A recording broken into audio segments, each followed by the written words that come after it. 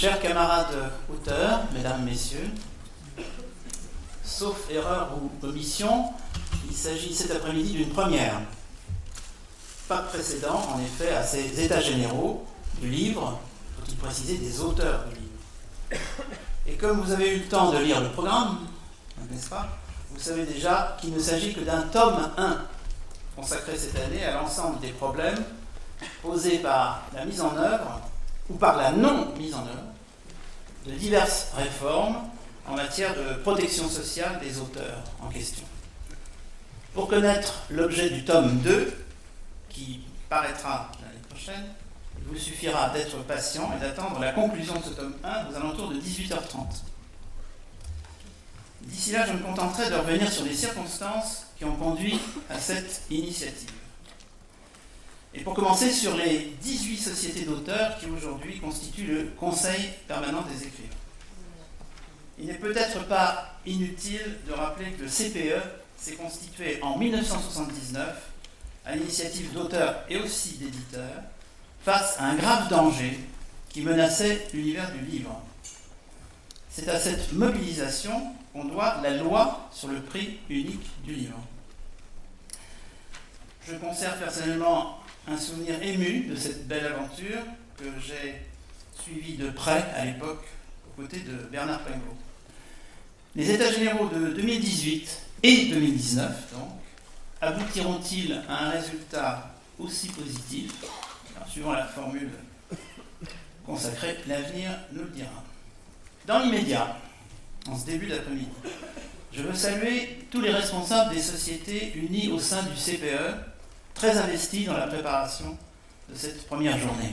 Plusieurs interviendront dans les 3 tables rondes dont vous avez le programme.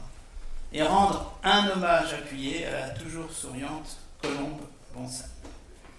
Je remercie les 5 organismes et organisations qui ont rendu matériellement, pour ne pas dire financièrement, possible cet événement.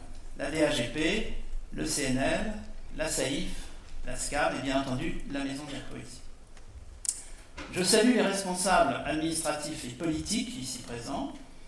Je salue aussi les absents, qui, comme on sait, ont toujours tort, représentés ici par autant de chaises vides, en réponse au courrier pluriel à eux adressé, Monsieur le Président de la République, que je salue, Monsieur le Premier ministre, que je salue, Madame la Ministre de la Culture, avec un salut d'absence tout particulier adressé à quelques absents, plus absents que les autres, me semble-t-il. Madame la Ministre des Solidarités et de la Santé en charge de la Sécurité sociale, Monsieur le Ministre de l'Action et des Comptes publics, qui tient, paraît-il, les cordons de la bourse, et Monsieur le Haut-Commissaire à la réforme des retraites, qui tient, paraît-il, notre avenir entre ses mains. Alors d'ici là, ce que vous avez à tout le moins entre vos mains, c'est la pétition, pas d'auteur, pas de livre, au verso du programme. Elle vous arrive lestée de déjà plus de 27 000 signatures, venant de tous les métiers du livre, principalement les auteurs, mais pas seulement, parmi lesquels bien des noms connus. Elle témoigne de la profondeur d'une émotion et de l'étendue d'une mobilisation, où les auteurs de bande dessinée, pionniers l'année dernière, rejoignent les poètes, les romanciers s'associent aux illustrateurs, les chercheurs aux essayistes, les traducteurs aux auteurs jeunesse, rejoints désormais par les correcteurs. Et où aussi les auteurs à temps complet se retrouvent solidaires des auteurs qui, souvent parce qu'ils n'ont pas le choix, ne seraient qu'à temps partiel. L'étincelle qui a mis le feu aux poudres aura été, on le sait, l'affaire de la CSG, qui témoignait au minimum d'une grande ignorance des spécificités de nos métiers. Depuis lors, le projet de réforme générale du système des retraites, entre autres, a encore fait monter le niveau d'inquiétude. Mais la poudre, pour continuer à filer cette métaphore, elle s'était accumulée dans la soute du navire. J'ai l'impression d'être sous le contrôle de Benoît Péters dans le trésor de Rackham le Rouge. S'était accumulée dans la soute du navire depuis bien des années.